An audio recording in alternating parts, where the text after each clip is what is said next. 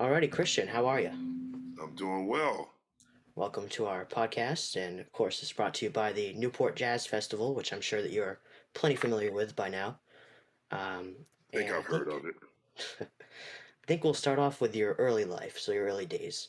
I know that you were born in Philadelphia, and could you tell me a little bit on how you got into jazz music in the first place? I specifically got into jazz because of my great uncle. My great uncle is a bass player. He's in his 80s now. His name is Howard Cooper. And when I started playing the double bass in middle school, um, I had already been playing the electric bass for 2 years. I started when I was 9. When I started playing the double bass at age 11, my great uncle asked me to come over to his apartment because he had something for me. And my mother took me over to his apartment, and he had a large stack of albums that he was going to play for me. And in this batch of records were every great jazz bass player you can think of: Ron Carter, Ray Brown, Paul Chambers, Charles Mingus, Charlie Hayden, Percy Heath, Oscar Pettiford, Jimmy Blanton, everybody.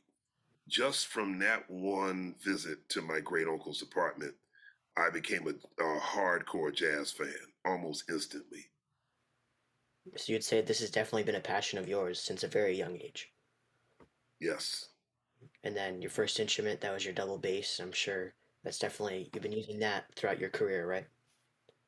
Yeah, well, the first instrument I ever learned to play was the electric bass guitar. And that's because of my father. My father is also a professional bassist. And so because of him, I became interested in playing the bass guitar.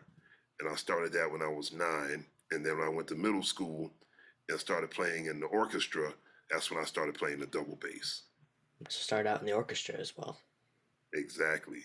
And speaking of Philadelphia and now going into like the school system as well, I know that jazz music and jazz culture has been in the roots of Philly, for a very long time now. And do you think that that upbringing of yours may have influenced, your opinion on jazz and how you eventually pursued it? Absolutely. Philadelphia is one of the greatest cities in the world. It has such a deep, rich cultural history. No matter what style of music you're interested in, there is a long legacy of it in Philadelphia. And that's with jazz, that's with symphonic music, that's with rock and roll, that's with soul. Anything you want to do, there is some very deep history in Philadelphia. So I was very lucky to grow up around a lot of musicians, obviously inside my own family. But then there were all kinds of great school programs. There were all kinds of great after school bands that I could play in, and I could take private lessons. And you had a lot of options of people to study with, because Philadelphia is still one of the few major cities in America that I could think of that is still fiercely dedicated to arts education. So it doesn't matter if you're in public school or private school, you still have a good chance at learning something about music if you grow up in Philadelphia. Right, and I'm glad that you actually touched on, at the educational standpoint, because I know that that's a huge aspect of your career, and I'm Yeah. sure we'll touch on that later. But I want to actually know, so after just schooling and, going into like your early life, like those teenage years, so you really thought that jazz was a strong passion of yours. And at that point, did you know that you wanted to pursue it as a career, or was it just a hobby that you had?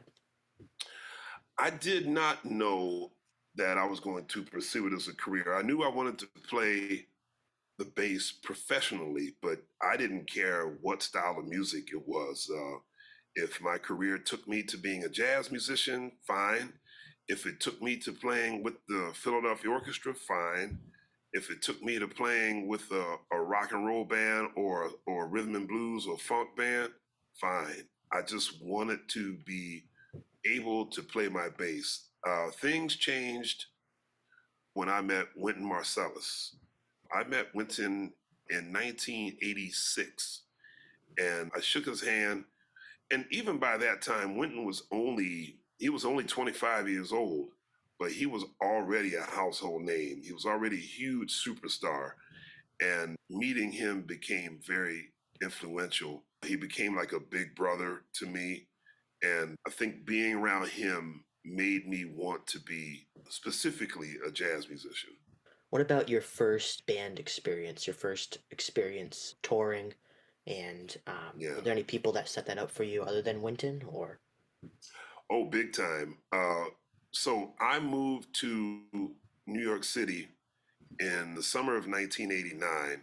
I was about to attend the Juilliard School to further my studies as a classical bassist when the great saxophonist Bobby Watson found out that I was now living in New York. He actually came to Juilliard because I didn't have a phone at that time. This is long before cell phones and text messages. So you had to work a lot harder to find somebody during those days. So I didn't have a phone. I was living on campus, and I say that phrase loosely because it really wasn't campus housing. It was the YMCA on 63rd and Central Park. And so Bobby Watson found out that I was at Juilliard. He came to the school, and he offered me my first gig. And that was just maybe during the second or third week of school. So I was really fortunate that I started getting experience actually performing around New York and New York clubs not too long after I started school. Would you say, at first going along with Bobby, this might sound a little bit extravagant, going on tours and, really expanding your music career and culture at such a young age. I was wondering, what was your family thinking about that? And especially because I know now that they've seen your history as your history of jazz as you've been growing up. Did they think that Yeah, that was an oddity at first, or did they think, wow, this is a really great opportunity? Like, how did they respond to that? that's a good question. My family, well, specifically my parents, I think my parents they were quite cynical. They were quite worried.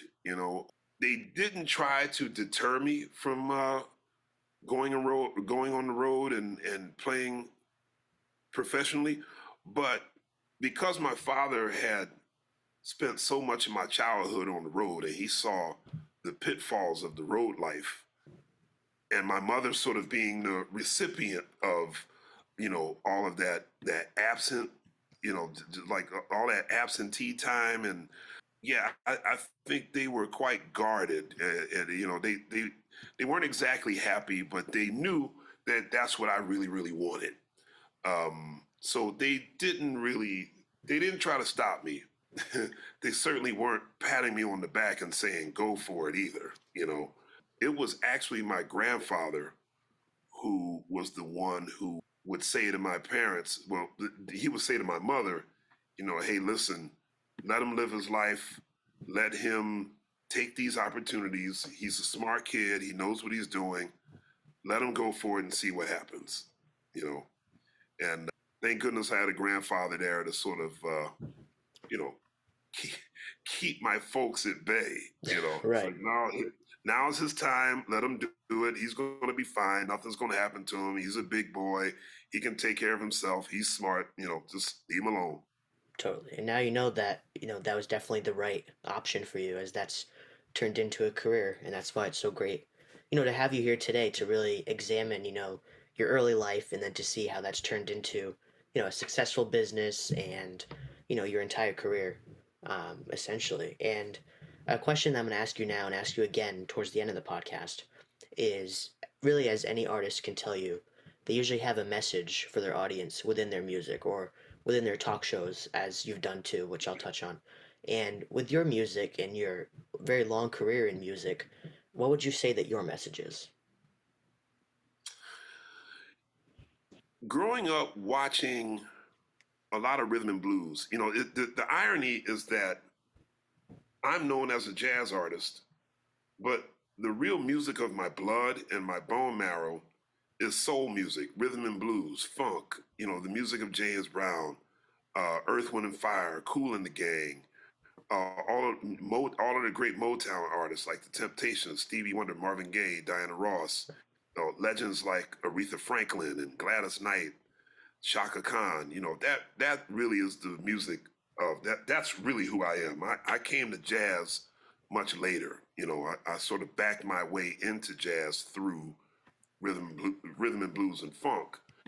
But watching a lot of great R&B and gospel and pop performers, I always noticed how it was a real Baptist affair, meaning that when you go to a Baptist church and the minister starts preaching a sermon, you always have what is known as the amen corner. You have the congregation that will react to what the preacher is saying. And in almost every style of music, except jazz, the audience is the amen corner. So when I first started going to jazz concerts and I saw that everybody was real quiet, everyone was kind of scared to react. Nobody wanted to clap after the solo. They didn't want to disrespect the artist while they were creating, that concept was foreign to me. That was more of an orchestral tradition than it was a jazz tradition. But I don't really understand why that happens in classical music either. Like if the people want to clap after the first movement, let them clap. So the idea of not, of feeling nervous to react, that's always been foreign to me. So I don't have much of a message to any audience that I play, except let me know how you're feeling. If you hear something you like, let me know. If you hear something you don't like, let me know. Right. You are not disrespecting me by reacting to the music. Now, I don't want you to have all these side conversations that are louder than the music. I don't want you to be on your phone and not paying attention to what we're doing on stage. But if you're paying attention to what we're doing on stage and you want to yell, shout, scream, clap, by all means do it. I will not be mad at you. So you're really trying to almost change the profession and change, people's opinion about that. And well, I just want to change the culture. It's I think jazz split into very distinct factions, and I think it started happening in the late 50s or the early 60s, where, and I understand both sides very, very well, because there was one group of musicians that thought this is very serious artistic music, and you need to respect this music the same way that you respect classical music, because I think the feeling was most people probably didn't like classical music, but classical soloists always got paid the best. They always got the best hotels. They always got the best treatment. When people went to go see the symphony orchestra, they sat down and they paid attention and they listened. And a lot of jazz artists felt like you need to treat this incredible creation that is uniquely American the same way. But by the same token, you had people who thought of jazz as more of a folk music, meaning that it was sort of like a communal experience. Like I said before, people are clapping their hands, they're yelling, they're screaming, they're shouting, they might want to get up and dance. Right. And so you had the one group of musicians like, don't disrespect the music like that. And this group was saying, disrespect the music. We're showing them how much we love the music by actually reacting to it. Right. Well, no, you got to respect the music because, we need to be on the same level as classical artists. And, so like the jazz really divided itself at one point, and it still hasn't really come together, So I've been doing my best in my career to figure out how to get both of these worlds together. Right, and that's just very similar as well, to the Newport Jazz Festival, in that sense where you have those people that are very ecstatic, to be there and to see their favorite musicians, such as yourself, and they're very happy to be there and very happy to experience that, for the first time or for multiple times, and then you have others that just want to, respect that art form. So I appreciate that you see, both sides of that, and that you appreciate comments. Always got to see both sides. Always. Self-improvement, very important. That's right. And then speaking a little bit to what you have going on currently, and I know that that's definitely, a big shoes to fill there, because you have definitely lots of hats that you wear. Can we start the beginning there with Bobby's Horizon group, and how did that start you off as a musician? It wasn't easy. Sometimes revisionist history says, bassist Christian McBride started playing with Bobby Watson at age 17. And the knee jerk reaction is like, oh man, you were touring with these musicians and they loved you and you were so young and they heard something in the way you played. And, my first few gigs with Bobby actually were quite a challenge because he was not 100% satisfied with the way I played. There were a lot of hard lessons I had to learn in those early years, learning repertoire. I was only 17. There are a lot of songs I didn't know. And as a jazz musician, there's a legacy and a tradition that you must learn in order to gain a certain amount of credibility, particularly with your elders, because they're who counts. It's like my friend Roy Hargrove or Joey DeFrancesco or Joshua Redman, they say, hey, Christian's our guy. We want to play with him.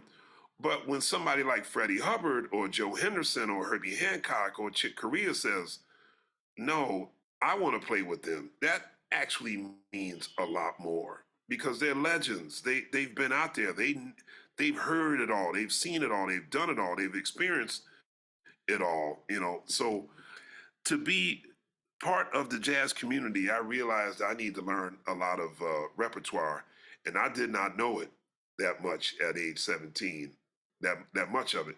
And so when Bobby would call us an old song like More Than You Know or Lotus Blossom, songs like that, and I would have to sheepishly and embarrassingly say, oh, Bobby, I don't know that. Like all the guys in the band would like look at me like, yo, you better figure this out. We know you're 17, but you're here now, so you better get it together. And when you're that young, you make mistakes, and it's okay. It's painful. You get through it, but you learn from them. That's actually that's where you gain the most knowledge, by making mistakes. So learning repertoire, just kind of learning what the terrain was in New York City and playing with older musicians and seeing what they did and how they lived. And, some of it were things that were really, really cool. Some of them were things that were really not cool. So I just took what I liked, left what I didn't like, and I kept on learning, and I'm still learning. Right, really making your experience, those initial experiences with them, take the most that you can, from the Exactly. professionals, but still keep it Christian McBride, still keep it as much you as possible. That's great. Yeah, I wasn't so much worried about, because I know that's you hear people using the word individualism and doing you and staying you. For me, it was kind of more pragmatic. It was sort of like, let me do whatever it is I need to do to not get fired, Right. because I really enjoyed playing with Bobby Watson, and James Williams was playing piano and Victor Lewis was playing drums, and I thought, let me figure out what I need to do to make him happy, right?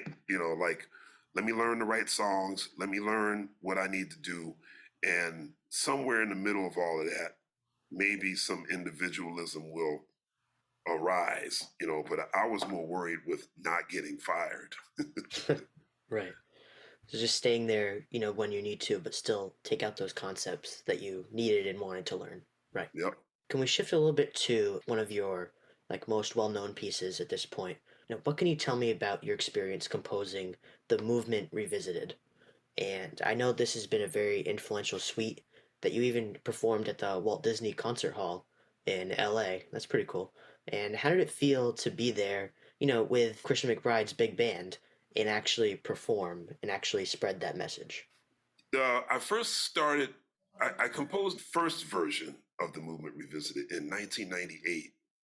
And so that was like 24 years ago. And at the time, I had written it for only a small group, a quartet, and a pretty small choir, maybe 15 voices or something like that. And there were only 4 movements, I believe. So we did these four concerts in Lewiston, Maine, Portland, Maine, Hartford, and Worcester, right? And I thought that I would write a piece, a musical portrait of four people who really touched me as a kid. The more I read about them, the more I learned about them, the more I would see them in documentaries and really kind of understood what their lives meant in direct relation to African Americans, and those people being Rosa Parks, Malcolm X, Muhammad Ali, and Dr. Martin Luther King Jr. I decided that I would write a suite commemorating those four people. But in '98, like I said, it was just a small group. It was just a quartet, a lot of room for improvisation. And after those four concerts, we never played it again. And I love telling this story because it's thinking on your feet, and it's also like a concept of put up or shut up. So in 2005, I was named creative chair for jazz programming with the LA Philharmonic, which meant that I was responsible for curating 12 concerts per season, 8 concerts at the Hollywood Bowl, 4 concerts at Walt Disney Concert Hall. And so my boss at the time said, Christian, I understand that you wrote some piece like a Black History suite or something. Tell me about that. It sounds interesting. Just kind of thinking ahead, kind of using anticipatory thinking, like, oh, she might want to book this. Okay, here's my chance to really play this piece the way I originally conceived it, which was with a big band. So I lied and I said, yeah, it's a piece I wrote for a big band and 4 narrators and a mass choir.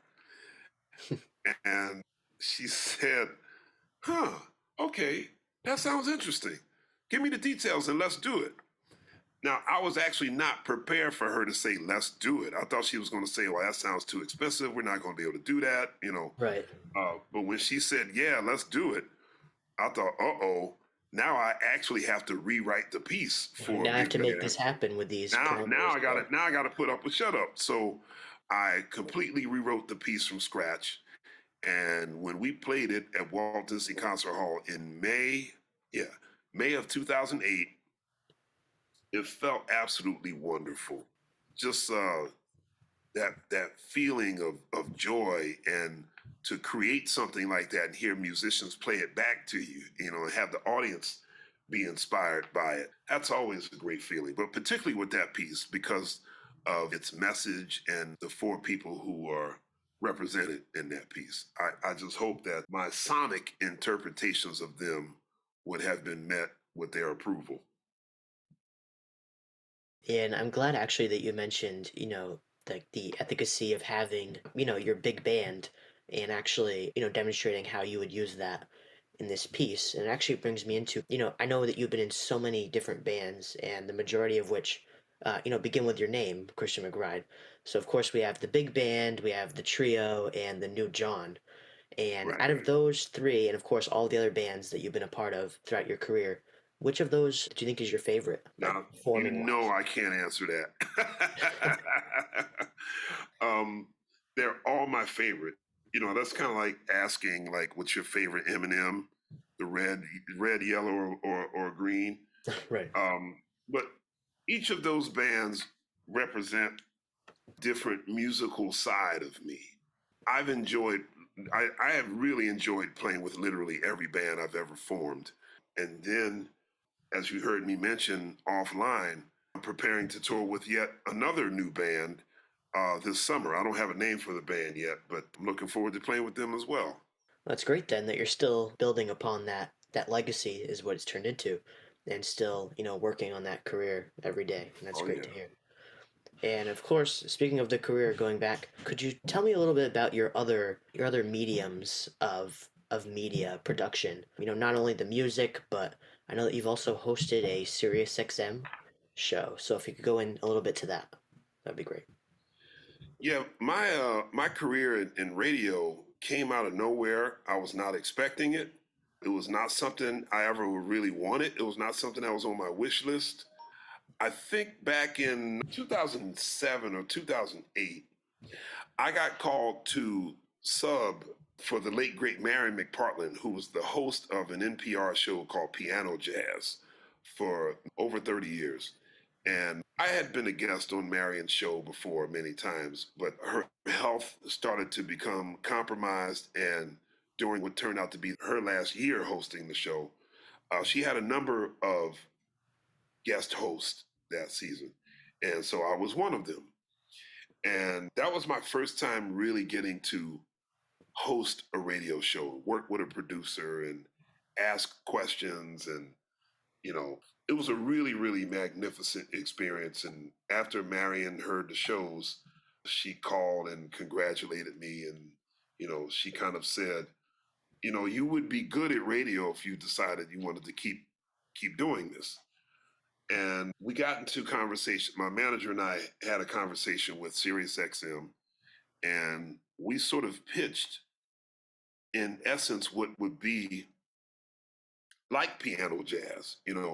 I would have just one guest, and that guest would be a musician, and we would play duets, and we would talk, much the similar format to piano jazz, except I would add comedy into my show. And so I would do like a 5-minute monologue, bring my guest out, we talk, we play, we talk, we play, and then I do either a blindfold test, where I play an artist a particular track, and they have to guess what it is, sports trivia, or something called Play the Image. And so that one is extra fun because people would give images. Like I used to have it come from the audience. But like when I would ask the audience to have the musician play an image, everybody kept coming up with the same image. Everybody was like, I'm on a beach and I'm drinking a mojito. What does that sound like? Like everybody's image was like on a beach. I was like, man, we need some more grit in the audience. Everybody's on a beach all the time, right? And so I started coming up with my own images. So I remember having Jason Moran on the show once, and I said, okay, here's your image. John Coltrane shopping for tools at Home Depot. What does that sound like? Like real crazy stuff like that. Right, really specific. Bud Powell on the phone with American Express customer service. What does that sound like?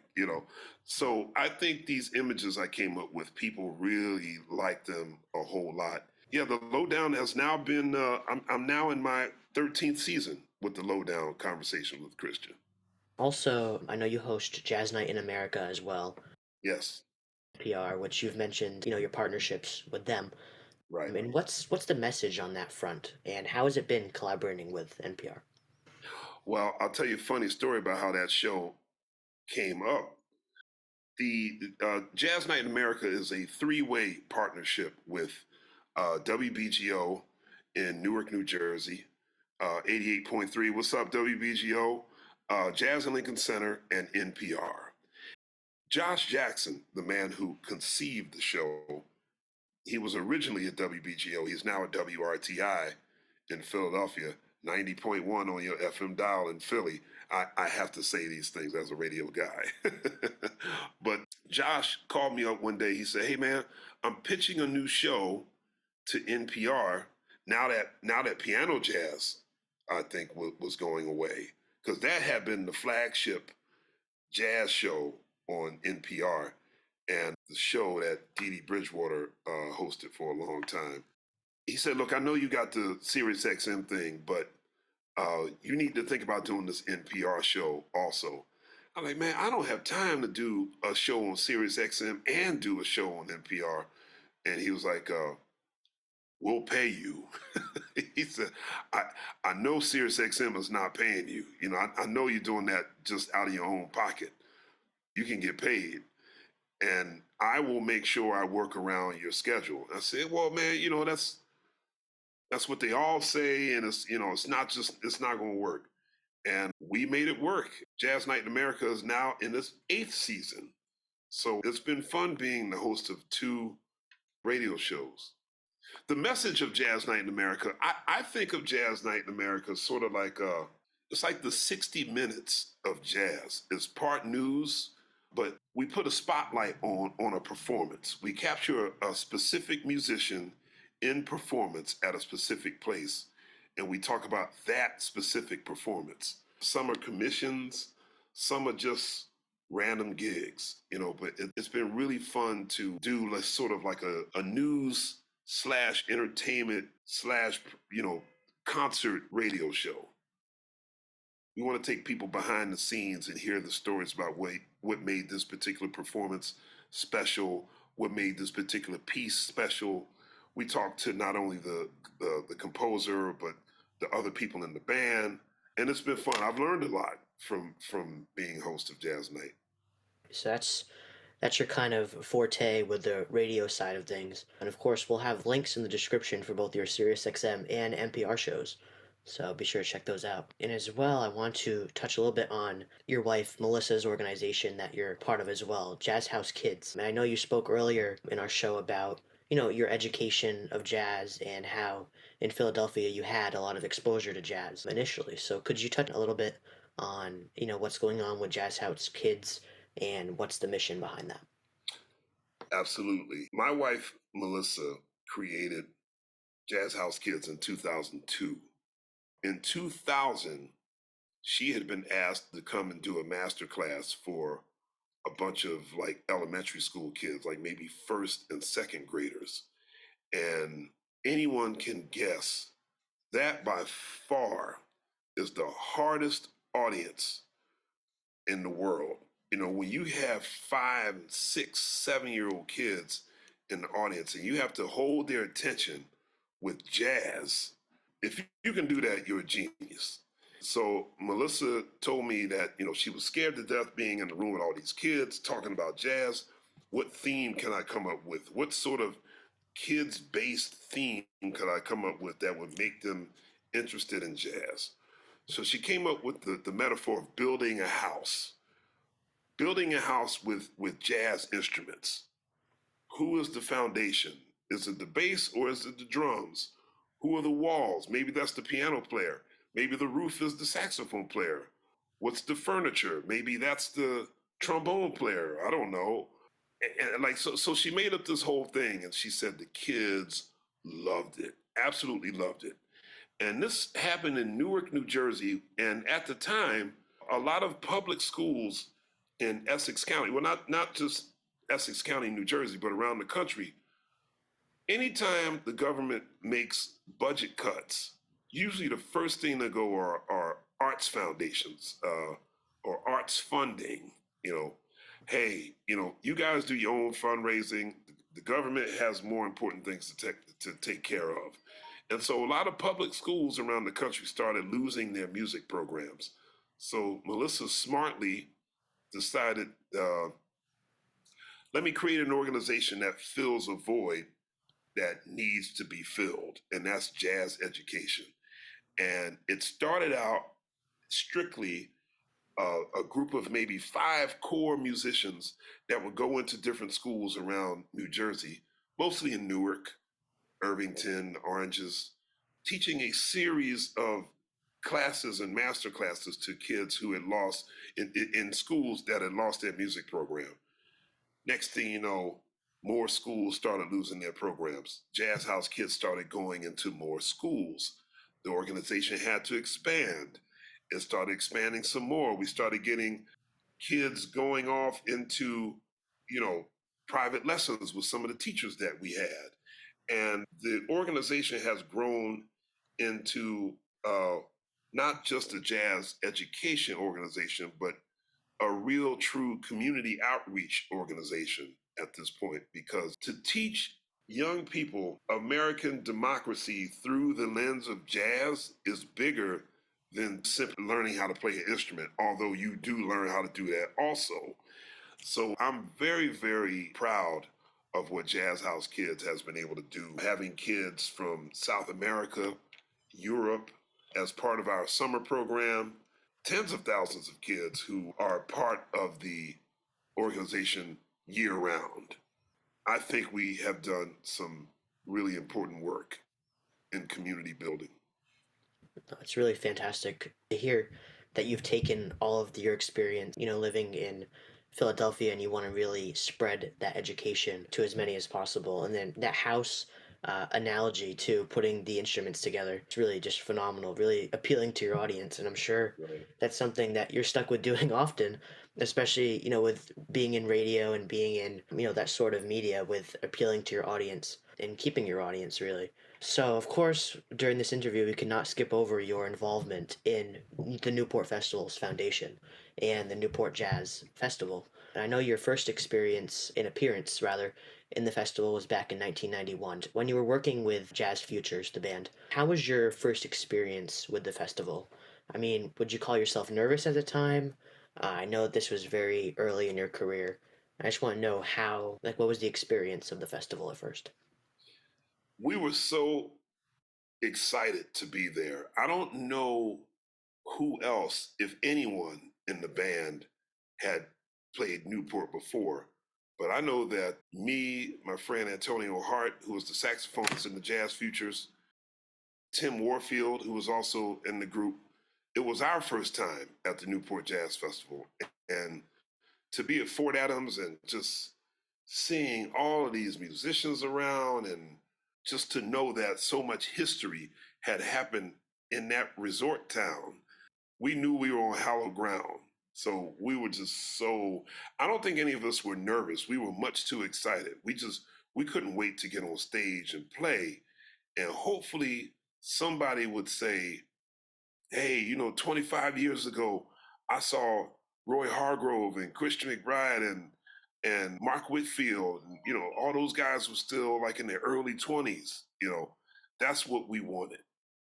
Right, so definitely proud and really exhilarated to be there, and that's great to hear because now that's obviously brought you into a long-lasting career with the festivals, and especially years prior to now during the COVID-19 pandemic. I just find it great that you've still managed to bring jazz into people's homes with your live wax show that you've been producing and hosting for the Newport Festivals Foundation Newport Sessions series. So could you tell me a little bit about those chats and how those worked out?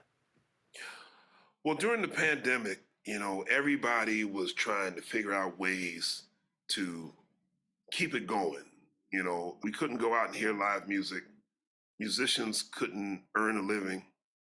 So we had to do something to bring some warmth and some good vibes, to our fans. And so between myself and just the entire staff at Newport, we came up with this idea of just doing sort of like an IG live thing, and Caps at Newport Festivals, said, let's call it Live Wax. I said, yeah, all right, I like that. Let's do it. And it was so much fun to just get on an IG live chat, which is what I'm able to do sometimes on the lowdown. But, with the IG live thing, like everybody loves doing it. Instagram is, the platform of choice for most of the world at this moment, and certainly during the pandemic.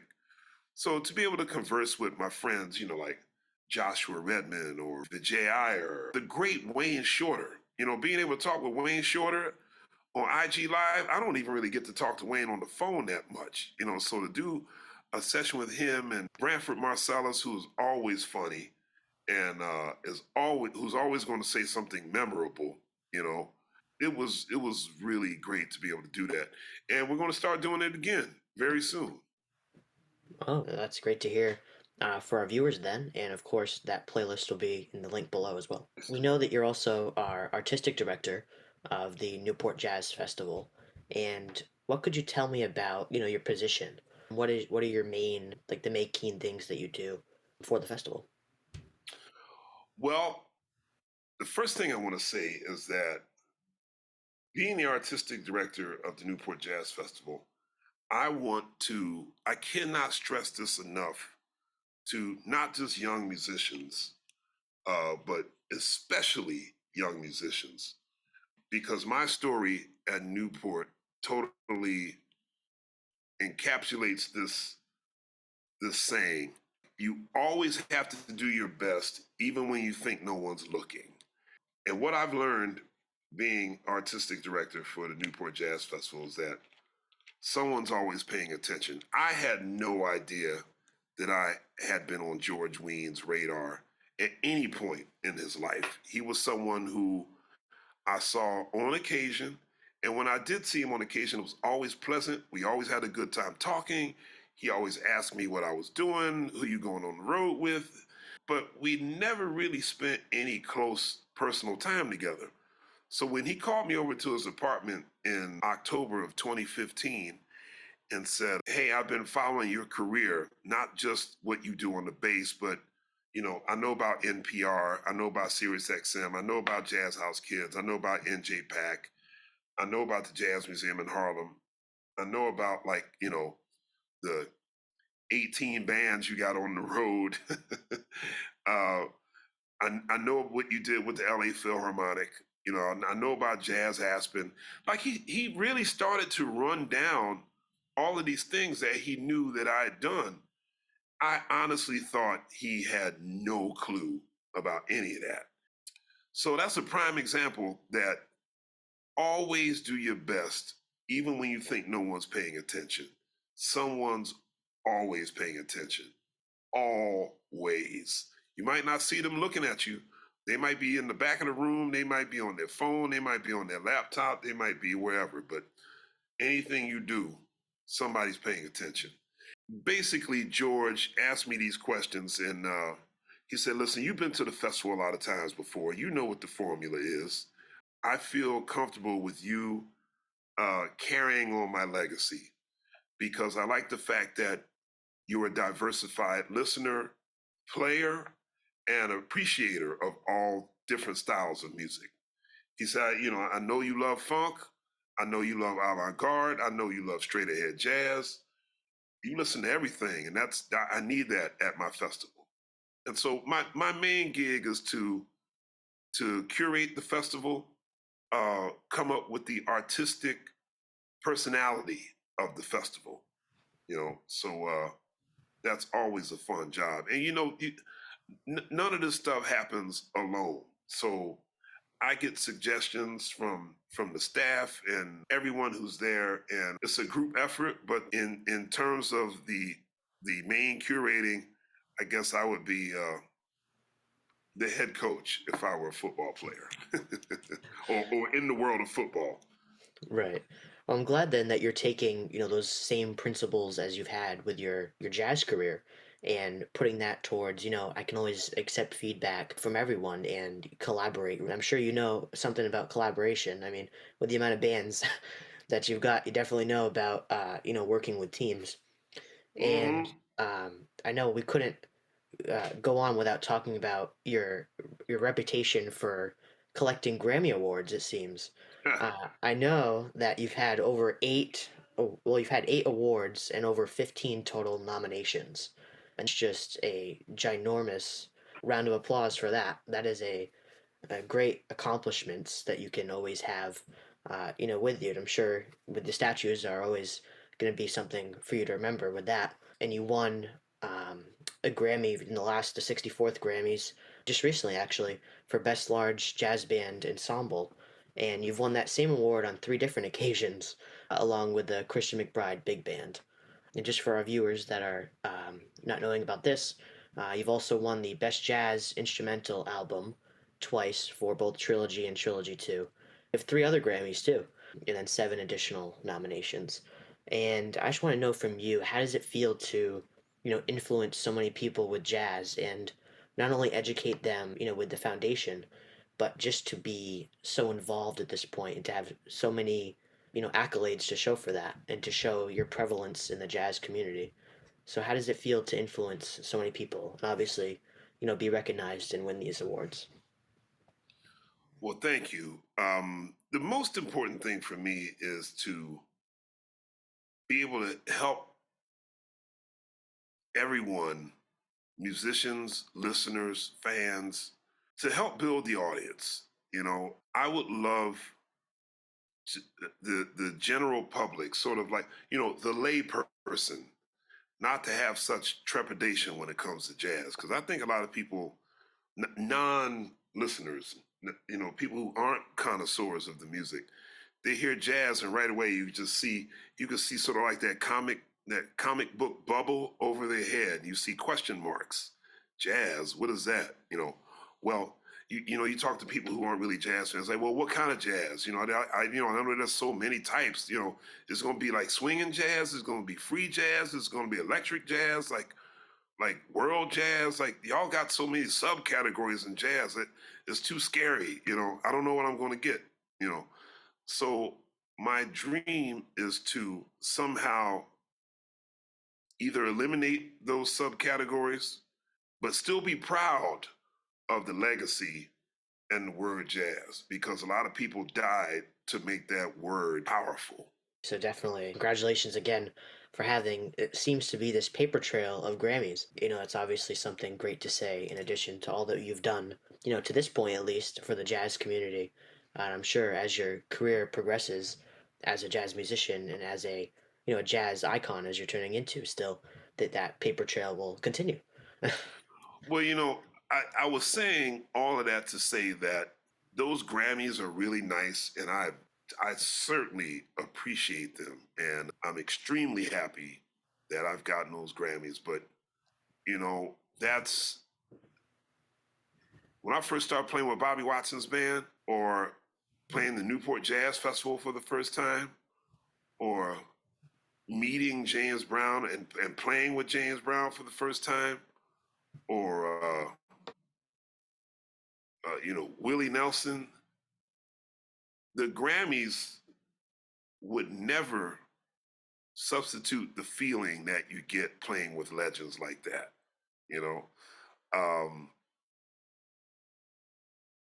Getting to share the stage with such icons, that's the most important thing that's ever happened to me in my career. And like I said, I love the Grammys. I'm glad I got them. Yes, I'm very proud that I can say I've won 8 Grammys. But I think I can think of a few people who've probably had some Grammys, but not the same type of enriching memories with so many legends. That's most important, for me at least. Right, and that's what we're trying to stress as well, through this podcast, is to really shine a light on very prominent, people in the jazz space or jazz musicians, and really give a deep dive into them. And anybody can Google you and see that you have all of these awards, but really you can now see all of that past that comes behind it, and actually, your best experiences in the jazz space. And speaking of your experiences, we have a few more questions for you, and then we'll let you go. But I'm going to introduce my co-host, Kira Parsons, who is going to be asking a couple questions as well. So. Hi. What's happening? Nothing really. For my first question, what are some of the roadblocks that you've had in your career as an artist? I don't think I've had any. And that doesn't mean times haven't been hard. That does not mean there were times where bills didn't get paid on time. I've been threatened to be evicted from my apartment because my rent was 3 months late. I think that's happened to all of us, who are getting our career started.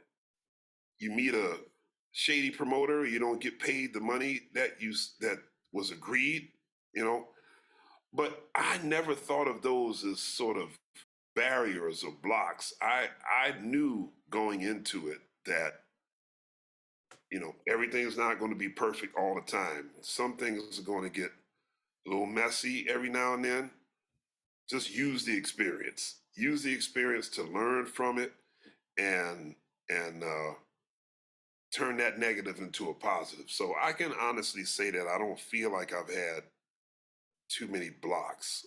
Thank goodness my health has been relatively good, because that's the most important thing in the world. You got to take care of yourself, because if you don't have good health, you got nothing. So, try to stay healthy so you can be out there on the road and make music for people for a long time.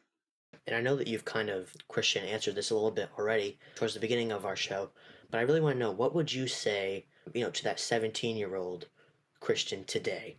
I mean, would you tell him to keep on this path of jazz and, this growing culture that you've been embracing, or would you, and take the tour with Bobby, or would you have him do something else? Would you have made any changes when you were at that age? I would yell at 17-year-old Christian to say, stop being late all the time. Well, I would say that to 47-year-old Christian. And, stop waiting stop being a procrastinator. But I don't think 17-year-old Christian was too much of a bad guy. He just, he had no discipline. He practiced a lot, so I will give him that. He was hungry enough to practice all the time and work hard at trying to learn as much music as possible, but he just didn't show up on time for anything, and that lasted for like the next 32 years. What would be your advice for the aspiring musicians and artists of today? Man, it's so difficult to wonder what it's like for a young musician coming out in the world today. I will say that my advice for young musicians coming up is to find out exactly what it is you want. What do you want out of your career? What do you want to do? Why do you want to do it? Who do you want to do it with? How are you going to get to do it with those people? Because, see, I was always very painfully specific about what I wanted. I had a list of people who I wanted to play with. I had all of their albums. I was going to learn all of their music. I was going to go to their gig and find them and talk with them. And if they said, get out of here, kid, you're being a pain, I would get out of the way and I would come back the next night because I wanted it that bad. So my advice would to be, first, find out exactly what it is you want, and break that down into very specific categories. Like I said, what do you want? Why do you want it? How are you going to get it? When are you going to get it? What's going to be your plan to get to those people to get what you want? And then you go back to the top and you say, why do I want that? And that's the most important advice I could give. Would you have given that advice to 17-year-old Christian? Oh no, 17-year-old Christian was way more. Well, 17-year-old me knew exactly how I was going to get things done. I didn't always do it that way, but I had a plan. Definitely had a plan. Yeah. I also have one question. I mean, it's kind of like not really jazz related questions, but I love non-jazz related questions. What you got? From your 1997 album Super Bass, has anyone ever mistaken that for the Nicki Minaj song Super Bass? Not to my knowledge, but I remember one time playing a concert somewhere and someone requested that we play one of the songs from that album. And I said, well, I need 2 more bass players to do that. It's kind of hard to play super bass material with just one bass. So, but yeah, no one's, at least to my knowledge, no one has mistaken that album for Nicki. I have a funny story about another McBride person. Do you know who the great country singer Martina McBride is? No, not familiar actually. All right, well, I'll tell you a funny story about Ms. McBride. When I was playing with Sting, I played in Sting's band from 2001 to 2003, and we played a gig in New Orleans, and Martina McBride her dressing room was down the hall from ours. And when I saw Martina come out of her dressing room, and I decided to, be silly. So I said, I don't know her, never met her before. She's never seen me, don't know what I look like, has never heard my name. I could have been an employee at the arena for all she knew. And I said, Martina, hey, I'm your cousin Christian. I've been dying to meet you for years. I wish you could have seen the look on her face. You know, she's just like, no, I don't think you're my cousin. I'm like, of course I am. Don't you remember? I was digging my heels in deeper, and the more I dug in, she just like, I, I was like, no, Martina, I'm just kidding. I'm Christian McBride. I play with Sting's band. She's like, oh man, you had me going there for a second. She's like, you know, I thought my parents like didn't tell me something. Right, just this random guy walking up to you and just, hey, I'm your cousin. Oh man, that was great. Well, I'm sure if she was joining us today, she would definitely have a similar way of explaining it. Right. Well, thank you again to Mr. Christian McBride for joining us today, and it's been great to have you. So thank you again. It was a pleasure speaking with you guys. Thank you very much. And thank you. Well, that's a wrap on this episode of the Jazzheads Podcast. We hope you enjoyed the show, and if you did, we have 2 more episodes lined up with some more phenomenal jazz artists. Thanks for watching or listening.